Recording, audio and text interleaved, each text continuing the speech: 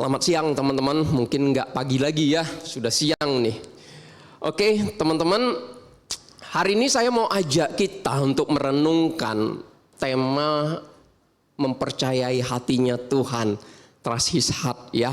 Dalam kaitan dengan pelayanan, saya ingin memberikan penekanan utamanya di sini ya, dalam kaitan dengan pelayanan dan mungkin kehidupan sehari-hari. Kenapa?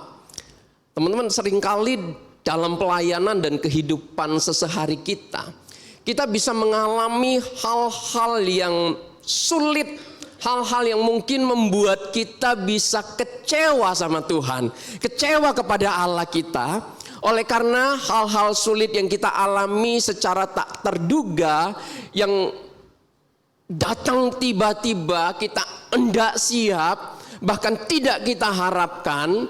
Dan itu terjadi, yang kemudian kita mempertanyakan Tuhan dan Tuhan tidak jawab. Keadaan-keadaan seperti ini bisa membuat kita lemah dalam iman teman-teman. Bahkan membuat kita menyerah dalam melayani Tuhan. Bahkan bukan hanya menyerah dalam melayani Tuhan, takut mau memulai melayani Tuhan yang mungkin belum pernah melayani. Bahkan menyerah untuk ada dalam gereja mencari Tuhan, berhenti mengikut Tuhan. Ini bisa terjadi teman-teman dalam hidup kita. Maka penting sekali bagi kita untuk kita bertumbuh di dalam kita bisa mampu mempercayai Tuhan, mempercayai hatinya. Dan kita akan merenungkan tema ini dari firman Tuhan Lukas pasal 1.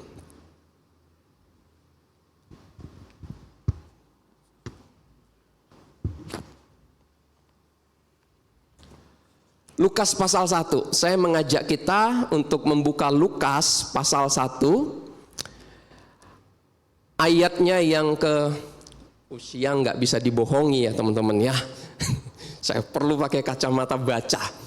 Lukas pasal 1 ayat 46 sampai 49. Ya, Lukas pasal 1 ayat 46 sampai 49.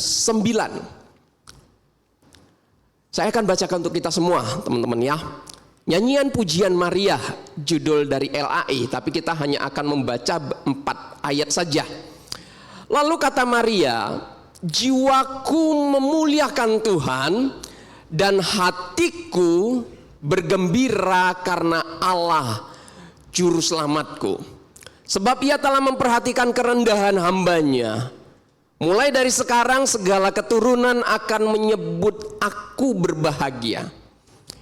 Karena yang Maha Kuasa telah melakukan perbuatan-perbuatan besar kepadaku. Dan kuduslah namanya. Diberkati kita yang membaca, merenungkan dan melakukan kebenaran firman Tuhan.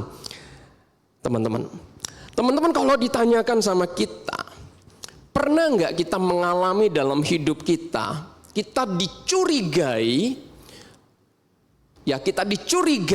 untuk kesalahan yang sebenarnya kita nggak pernah perbuat, kita nggak pernah lakukan. Pernah nggak kita mengalami itu? Kita dicurigai, bahkan dicurigai oleh orang yang paling dekat dengan kita untuk kesalahan yang kita nggak lakukan. Pernah?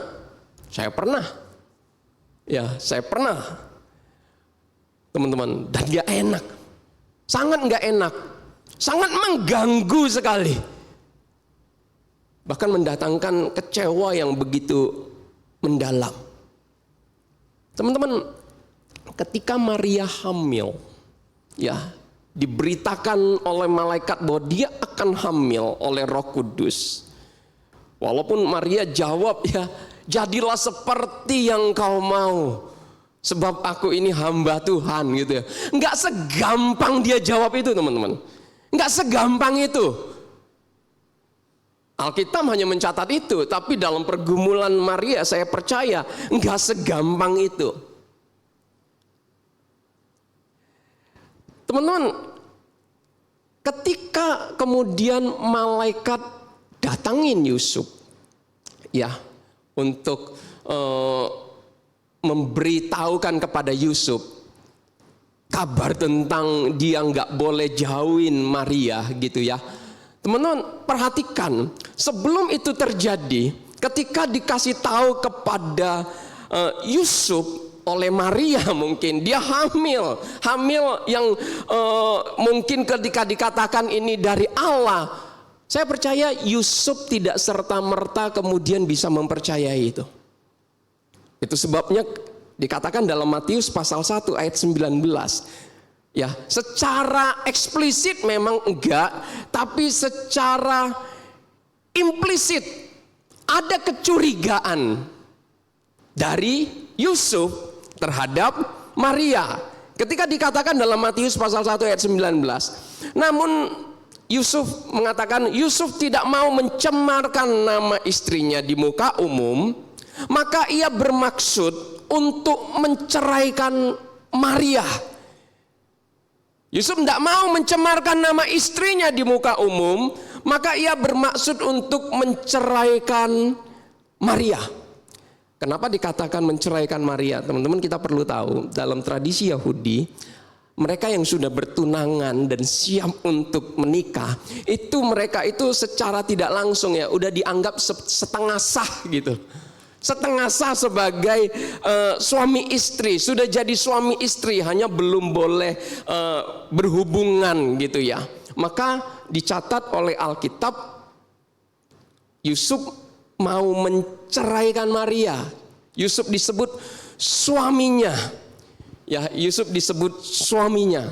Ya, nah, yang menjadi pertanyaan adalah yang saya mau ajak kita untuk kita bisa merenungkan lebih dalam. Kenapa Yusuf mau menceraikan Maria diam-diam? Kenapa? Kenapa? Ada beberapa alasan. Yang pertama, yang saya bilang tadi, Yusuf mungkin curiga Maria itu telah mengkhianati cintanya dia. Maria sudah hamil sekarang. Mungkin hamil sama orang lain. Dia mencintai pria lain ternyata. Karena Yusuf itu disebut tulus hati. Yusuf tidak mau membuat Maria itu dalam posisi sulit. Maka Yusuf mau meninggalkan Maria diam-diam. Ya udahlah kamu dengan pria itu. Yusuf mau menceraikan diam-diam. Itu yang pertama. Yang kedua, Yusuf mungkin curiga. Alasan kedua mungkin, Yusuf mungkin curiga bahwa Maria ini sudah berbuat sundal. Tidak benar. Bisa dikatakan kecurigaan Yusuf ini, kalau yang ini yang terjadi dia berbuat sundal, wah ini kecurigaan yang sangat menyiksa batin Yusuf. Mengapa? Karena Yusuf mengenal Maria itu sebagai wanita yang saleh sekali, teman-teman. Wanita yang baik sekali, wanita yang begitu takut Tuhan, dan sekarang hamil. Dan sekarang dia hamil. Coba kita bayangkan, orang yang kita kenal saleh, orang yang kita cintai, sekarang berubah menjadi wanita yang gak benar. Apa reaksi kita? Pasti kita akan sangat kecewa. Jadi kalau mau mencoba menggambarkan suasana hati Yusuf, ini satu suasana hati yang berat sekali, pergumulan yang mungkin membuat dadanya si Yusuf itu berkecamuk antara marah, cemburu, nggak terima, emosi, macam-macam teman-teman, macam-macam. Dan Yusuf tahu dalam tradisi Yahudi, kalau ini yang terjadi, Maria itu harus dilempar sampai mati. Maria itu harus dilempari sampai mati karena dia sudah berzina. Tetapi Yusuf nggak mau itu terjadi. Itu sebabnya Yusuf berniat untuk tidak menceritakan masalah ini dan membiarkan gitu ya, dia diam-diam mau menceraikan Maria. Dan yang ketiga, mungkin Yusuf berpikiran gitu ya, Maria mungkin tidak mengkhianati dia dengan pria lain gitu ya. Mungkin Maria tidak berzina, tapi Maria diperkosa mungkin. Maria diperkosa mungkin. Dan Maria tidak berdaya. Kemudian hamil. Ini aib. Dan Yusuf yang tulus hati ini tidak mau aib ini terbongkar. Dia mau membiarkan Maria menjalani kehamilannya diam-diam gitu ya, sampai pada masa bersalin. Kemudian Yusuf mau meninggalkan, menceraikan dia diam-diam gitu ya, agar Maria pun tidak merasa berdosa, tidak merasa bersalah, dan dia bisa menjalaninya dengan baik tanpa merasa terganggu dengan Yusuf. Maka Yusuf mau menceraikan Maria ini diam-diam. Karena kalau ini sampai heboh, sampai ahli-ahli Taurat, imam-imam kepala, orang-orang Farisi tahu, Maria bakal mati. Yang tadi saya sudah katakan, hukum Yahudi, perzinahan itu sangat-sangat berdosa di mata mereka dan harus dilempari sampai mati. Dan Yusuf tidak mau ini terjadi sama Maria. Teman-teman, konsekuensi inilah yang dihadapi oleh Maria. Ini akibat-akibat yang akan Maria hadapi ketika dia memutuskan untuk bersedia dipakai oleh Allah untuk melayani dia, untuk hamil dan melahirkan juru selamat kita. Konsekuensi ini yang Maria akan hadapi. Nggak gampang. Dan yang uniknya adalah, ya teman-teman, sebenarnya ini kontras dengan Yusuf satu sisi ya. Yusuf malah ingin lari, Maria jalani. Itu yang pertama. Yang kedua yang unik bagi saya adalah waktu Tuhan mau pakai Maria, nggak ada diskusi dulu. Maria, boleh nggak sih aku minta bantuan kamu untuk kamu boleh menjadi alat di tangan Tuhan bagi lahirnya juru selamat. Tuhan mau pakai kamu nih. Malaikat kayak udah diskusi duluan tuh dengan si Maria. Bersedia enggak kamu hamil untuk 9 bulan? Enggak ada diskusi itu, teman-teman. Tiba-tiba saja datang malaikat dan kemudian mendeklarasikan firman Tuhan untuk Maria. Kamu akan hamil. Tuhan mau pakai kamu. Anakmu itu seperti ini nanti. Teman-teman, gak ada waktu untuk Maria berpikir. Ketika malaikat nyampein itu sudah final. Dan Maria harus jalani. Tetapi yang saya coba bayangkan adalah ketika Maria menjalani. Maria bukan tidak punya pemikiran akan konsekuensi yang dia hadapi. Dia berpikir sangat. Apakah itu kemudian mendatangkan kekhawatiran, ketakutan bagi Maria? Alkitab nggak catat memang. Tapi saya percaya itu ada dalam diri Maria. Yusuf saja yang bukan yang menjalani bisa mengalami kekhawatiran itu dan ketakutan itu. Bisa mengalami kefrustasian itu. Maka Yusuf ingin melarikan diri. Gak mau terlibat karena ini terlalu berbahaya. Terlalu besar harga yang harus dibayar. Yusuf berpikir ke sana. Saya percaya Maria pun berpikir ke sana. Tetapi teman-teman, ironi sekali ketika Lukas pasal 1 ayat 46 sampai 49 yang tadi kita baca itu mencatat seperti ini. Lalu kata Maria, jiwaku memuliakan Tuhan. Mencoba menggambarkan responnya Maria di sini. Pelayanan yang gak gampang, harga yang harus dibayar itu cukup besar. Nyawanya menjadi taruhan. Tetapi Maria tidak cari alasan. Maria nggak cari alasan. Dia jalani itu, dia terima itu. Teman-teman, hari ini ketika kita mau cari seorang pelayan, sulitnya minta ampun, betul? Sulitnya minta ampun. Jemaat kita hampir ada 1.200 orang yang tercatat. Yang aktif mungkin sekitar 800 sampai 1.000 orang. Mau mencari majelis, waktu pemilihan majelis, itu hanya mencari sekitar 20 orang. Itu sulitnya minta ampun. Dari banyaknya orang, sulitnya minta ampun. Ada berbagai alasan yang keluar. Belum siap lah, terlalu sibuk dan sebagainya. Bukan nggak boleh membuat alasan itu. Bukan nggak boleh, teman-teman. Tapi itu fakta dan realita.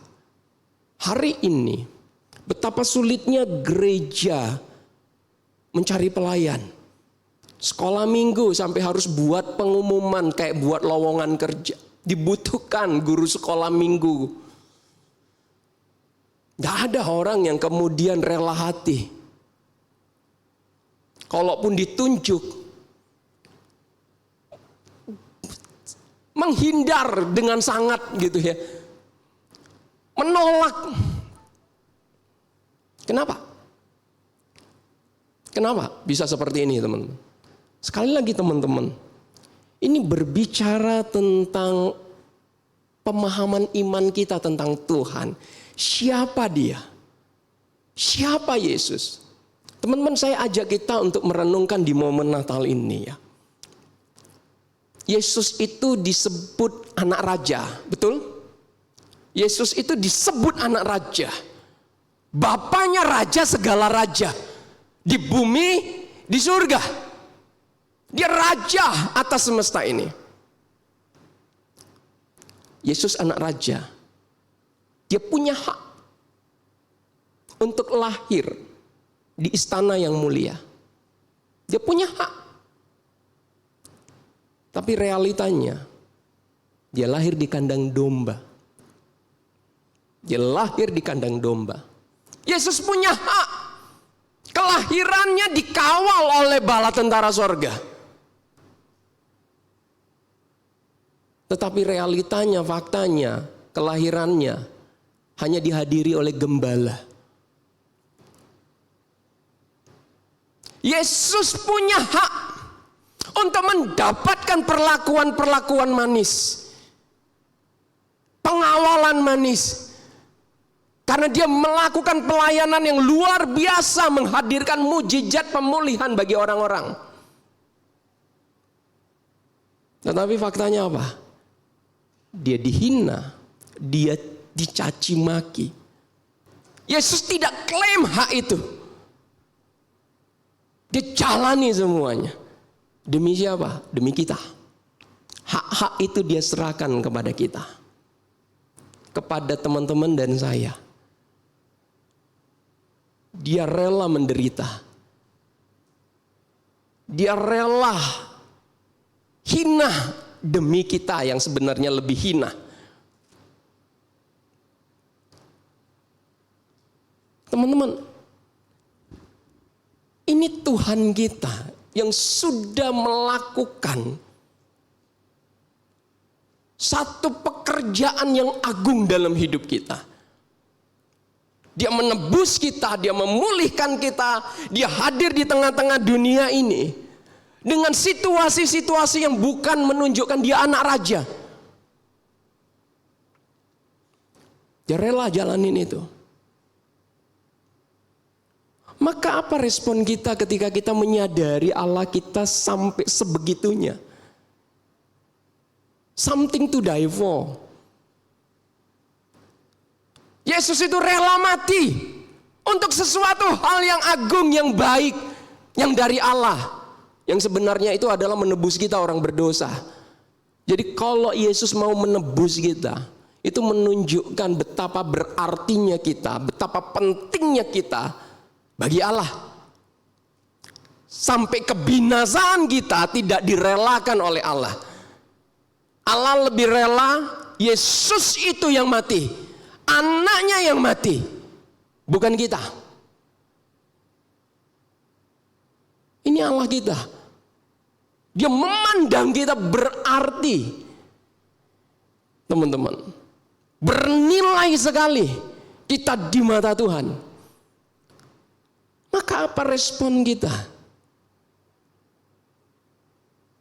Ketika kita sebagai anak Tuhan datang beribadah, apa yang kita cari? Allah yang kita cari atau sesuatu yang lain yang fana? Apa respon kita? Ketika gereja membutuhkan pelayanan, apakah ada beban dalam hati kita dan kerinduan dalam hati kita untuk menjawab pergumulan gereja itu? Apa yang aku bisa lakukan untuk gereja? Bukan apa yang bisa gereja lakukan untuk aku. Itu pemikiran yang gak benar. Pemikiran yang benar adalah apa yang aku bisa lakukan untuk gereja Tuhan. Maka ketika Maria berkata, sesungguhnya aku ini hamba Tuhan. Sesungguhnya aku ini adalah hamba Tuhan. Jadilah padaku menurut perkataanmu itu. Itu satu kalimat yang agung sekali. Jauh lebih agung ketika dia memuji Tuhan. Sebagai ungkapan rasa syukurnya, Tuhan mau pakai dia. Yang konsekuensinya gak main-main, teman-teman. Maka saya sebutkan itu ironi. Sangat ironi. Maria harus menjalani satu pelayanan yang berbahaya. Bahkan kalau dikatakan ya, ini unjust suffering. Penderitaan yang tidak adil bagi Maria. Enggak ada diskusi dulu, tiba-tiba sudah final dia harus menjalani ini. Dengan konsekuensi bahaya itu dia harus tanggung. Gak boleh tolak, dia harus tanggung. Dengan semua kesadaran ini, teman-teman, Maria mampu memuji Tuhan. Maria mampu mengagungkan Tuhan, mengucap syukur sama Tuhan. Bahkan dikatakan apa? Memperhatikan ayat 48. Sebab ia telah memperhatikan kerendahan hambanya. Maria bahkan merendahkan dirinya. Dia nggak layak sebenarnya dapat pelayanan ini.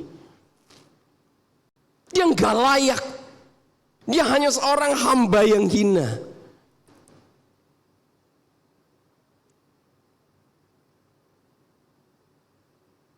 Itu respon Maria. Maka enggak salah ketika Tuhan mengatakan apa? Maria itu adalah wanita yang mendapat kasih karunia dari Tuhan. Sekali lagi teman-teman, ketika Maria ditawari pelayanan ini, bukan serta-merta Maria itu nggak ada pergumulan, langsung sukacita. Enggak, saya percaya waktu dikatakan dalam Lukas pasal 1 ayat 34 yang mengatakan apa, ketika dia diberitakan hamil, Maria itu kemudian kan bilang dia belum menikah. Bagaimana mungkin untuk hamil butuh menikah? Artinya Maria juga berpikir konsekuensi-konsekuensi yang dalam tradisi mereka pada masa itu dia berpikir. Tapi Maria menerima pelayanan itu. Seringkali di dalam Yesaya 6 ayat 8, siapakah yang mau kuutus? Siapakah yang mau pergi untuk aku? Yesaya kan jawab, ini aku, utuslah aku. Seringkali ini kalimat kan dipelesetkan oleh kita. Ini aku Tuhan, utus dia. Pokoknya jangan aku. Kenapa? Gak mau repot. Pelayanan itu gak gampang. Melayani orang gak gampang. Kita gak mau repot. Kalaupun kita mau melayani yang kita suka, yang gampang-gampang lah. Tapi kalau yang mendatangkan bayar harga yang terlalu besar, tunggu dulu. Tunggu dulu. Itu manusia hari ini. Bahkan di dalam gereja pun seperti itu. Maria, dia nggak berkata seperti itu. Kalau mau pakai kalimat yang tertulis dalam Yesaya, ini aku, pakai aku Tuhan. Maka ketika dikatakan, jiwaku memuliakan Tuhan dan hatiku bergembira karena Allah juru selamatku. Ini satu kalimat yang muncul keluar dari mulut manusia yang fana, yang tidak sembarangan. Kenapa Maria bisa berkata seperti itu dan menerima pelayanan itu? Karena Maria tahu siapa Allahnya. Allah yang begitu agung, Allah yang baik. Allah yang bisa dipercaya, Allah yang layak diikuti, Allah yang layak disembah. Allah yang jujur, Allah yang penting dalam hidupnya. Lebih penting dari banyak hal, bahkan lebih penting dari nyawanya. Maka dia siap untuk memberikan hidupnya untuk pelayanan ini. Dengan segala konsekuensi itu. Karena Maria tahu. Allahnya bukan Allah yang sembarangan. Teman-teman, ketika dikatakan hatiku bergembira, itu dipakai kata joyful. Bahasa aslinya itu bahkan dikatakan apa? Be extremely joyful. Sangat bersukacita, sangat bergembira, bisa melayani Tuhan, bisa menjadi bagian dari kerajaan sorga. Sangat kegembiraan yang melampaui segala penderitaan yang akan terjadi, yang mungkin bisa terjadi. Karena Maria tahu yang memanggil dia untuk menjadi pelayan itu Allah. Teman-teman, kita perlu tahu. Hari ini kan banyak orang berpikir, bahkan banyak anak Tuhan berpikir, berapa besar harga yang aku harus bayar ketika aku melayani Tuhan. Jangan lupa, dulu kita itu nggak pernah Allah mau pakai. Allah tidak pernah mau pakai karena manusia berdosa. Maka Allah pilih orang Lewi yang melayani dia. Allah tentuin, yang lain Allah nggak mau pakai, nggak layak. Maka kalau kita mau melayani zaman Yahudi dulu, nggak bisa. Allah nggak mau terima. Hari ini setiap orang bisa melayani Tuhan. Kenapa? Karena Yesus sudah bayar harga yang sangat mahal. Jadi jangan berpikir berapa mahal harga yang aku harus bayar untuk aku bisa melayani. Jangan berpikir begitu. Sebab untuk kita bisa melayani hari ini, Yesus sudah bayar harga yang sangat mahal. Sehingga kita bisa diterima oleh Allah. Allah mau menerima kita, boleh melayani dia. Ini Allah kita. Allah yang memandang bahwa kita itu penting. Allah yang tidak membiarkan kita bergumul sendiri ketika melayani. Dia akan menyertai kita. Dia akan memberi kekuatan pada kita. Dia akan membimbing kita, dia akan menolong kita, bahkan dia akan memberkati kita. Itu yang Allah lakukan terhadap Maria. Sehingga Maria bisa menyelesaikan ini. Dan apa yang terjadi, teman-teman? Apa yang terjadi? Oleh karena Maria rela hati dan mau menjalani pelayanan ini dengan satu keyakinan, Allah yang memberi pelayanan ini adalah Allah yang bisa diandalkan, bisa dipercaya, yang tidak akan membiarkan dia hancur berantakan oleh karena tradisi Yahudi. Allah yang tidak akan membiarkan Maria bergumul sendiri, ketakutan sendiri menjalani kehamilannya. Allah yang tidak membiarkan Maria menjalani benar-benar seorang diri. Dia kasih Yusuf mendampingi untuk memberikan peneguhan, untuk memberikan semangat, bahkan menghadirkan Elizabeth untuk memberikan peneguhan, menambahkan peneguhan itu, untuk Maria bisa yakin bahwa benar-benar kehamilannya ini adalah kehamilan yang dari Allah untuk satu pekerjaan yang mulia. Maka Maria menjalani ini, berani menjalani ini. Kenapa Maria bisa punya keyakinan seperti itu kepada Allah? Sekali lagi, Alkitab itu memberi catatan bahwa Maria itu adalah wanita yang dikasihi Allah, dikaruniai Allah, wanita yang saleh.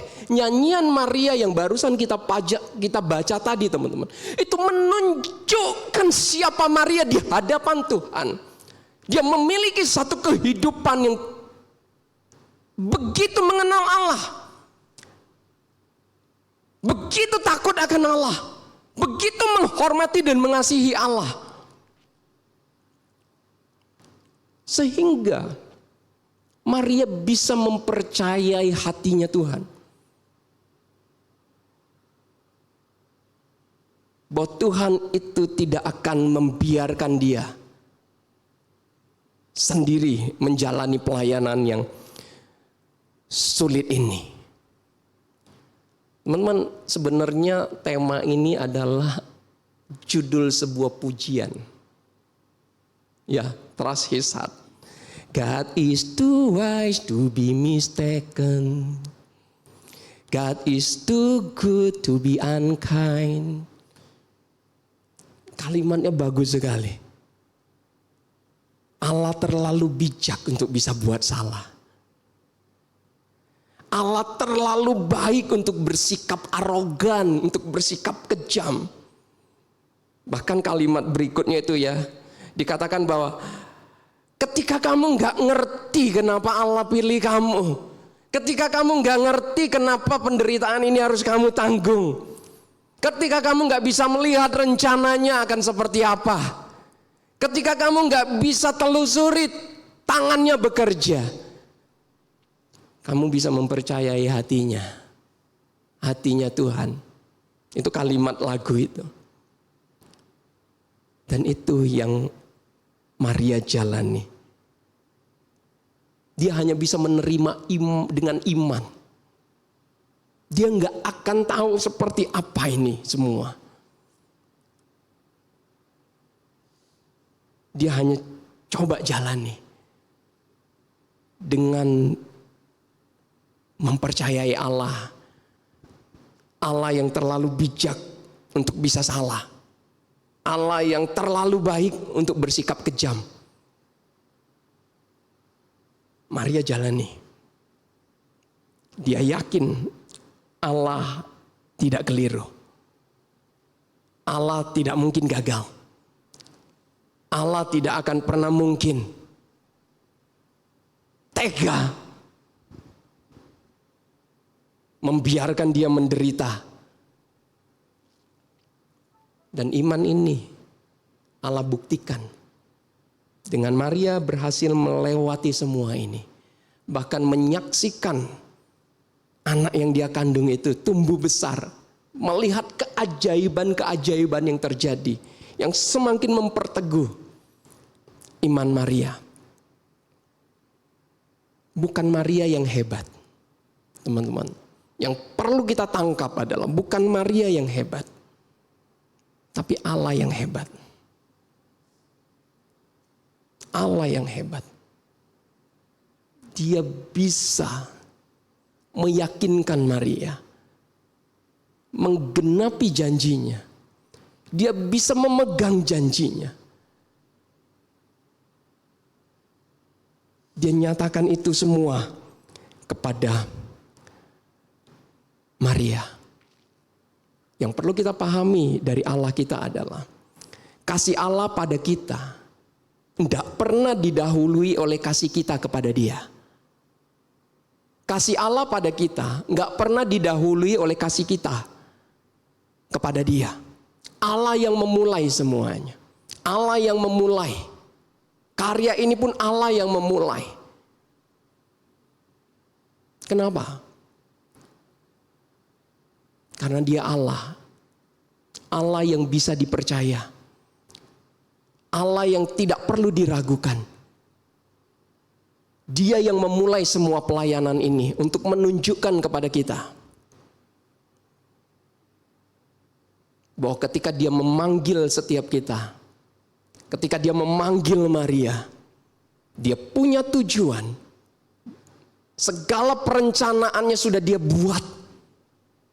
Allah nggak perlu memaparkan rencana itu sama Maria.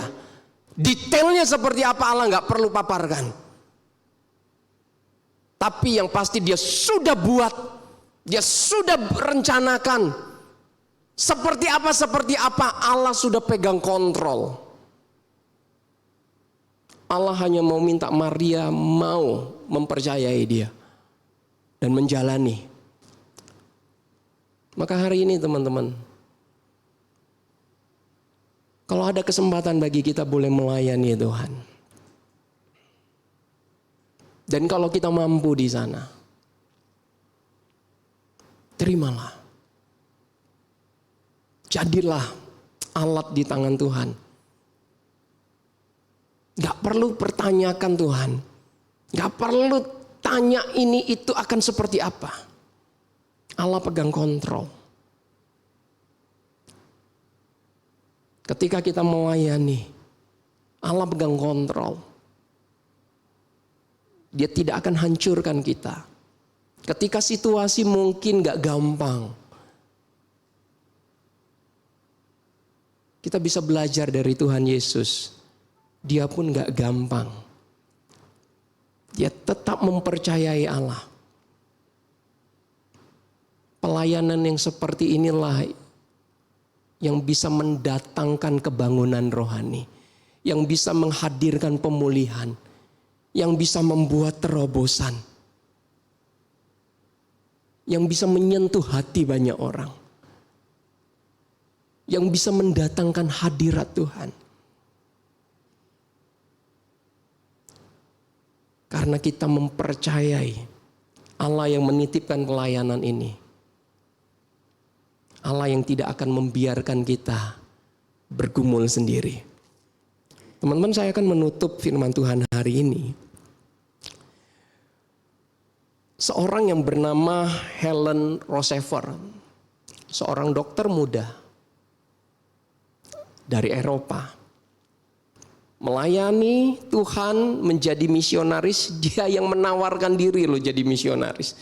Mau melayani Tuhan karena ada beban, ada kerinduan itu. Seorang dokter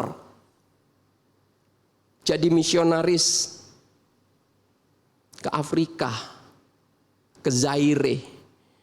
Satu negara konflik, satu negara yang budayanya sangat-sangat kacau sekali. Melayani di sana, mulia enggak? Mulia. Sampai di sana apa yang terjadi? Helen mengalami satu perlakuan yang brutal sekali. Dia diperkosa oleh pemberontak-pemberontak di sana. Bukan satu dua orang. Dia diperkosa oleh sekelompok orang. Apakah kemudian dia menyerah? Dia mau menyerah. Dia mempertanyakan Tuhan. Dia mempertanyakan Tuhan. Tuhan, kenapa? Kenapa kok seperti ini melayani Engkau? Teman-teman, apa yang terjadi? Bukan Allah yang bertobat. Helen yang bertobat. Ketika suara Allah kemudian mengatakan sama Helen ini, Helen, masihkah engkau mau mempercayai aku sebagai Allah yang baik? Ketika aku mengizinkan situasi ini terjadi untuk kamu alami. Helen, masih maukah engkau mempercayai aku sebagai Allah yang baik ketika aku mengizinkan pengalaman pahit ini kamu alami? Helen bertobat sekali lagi. Dia yang alami ketidakadilan itu loh, unjust suffering. Dalam melayani kita bisa mengalami seperti ini, teman-teman. Mengalami unjust suffering. Dan itu dialami oleh Helen. Akhirnya Helen bertobat. Dia tidak menyerah. Dia tetap ada di Zaire, melayani Tuhan. Dan apa yang terjadi? Dari pengalaman inilah ribuan, puluhan ribu, ratusan ribu orang Zaire kemudian percaya Yesus. Dari pelayanan Helen Rosever. Setelah dia mengalami situasi itu. Teman-teman, melayani Tuhan itu indah. Walaupun banyak hal tidak mudah. Disinilah pentingnya kita mempercayai hatinya Tuhan. Ketika kita mengalami situasi sulit itu. Dia Allah yang tidak sembarangan. Dia Allah yang pegang kontrol. Mari kita berdoa. Tuhan, terima kasih. Engkau memberikan firman ini kepada kami. Tuhan, kami menyadari sekali. Untuk bisa melayani-Mu, ini anugerah tapi tidak mudah Tuhan. Kami punya kepentingan, kami punya harapan, kami punya cita-cita. Kami juga punya ketakutan, kekhawatiran. Karena melayani-Mu, ada harga yang kadang kami harus bayar dan kami enggak siap. Tapi kami dibukakan hari ini dari kebenaran firman-Mu ya Tuhan. Betapa boleh melayani-Mu itu adalah sebuah privilege, sebuah kehormatan. Maka Tuhan, tolonglah hati kami. Untuk kami boleh menjadi bagian dari pekerjaan-Mu Tuhan. Dan siapkan kami untuk menghadapi situasi-situasi yang kadang-kadang tidak gampang Tuhan.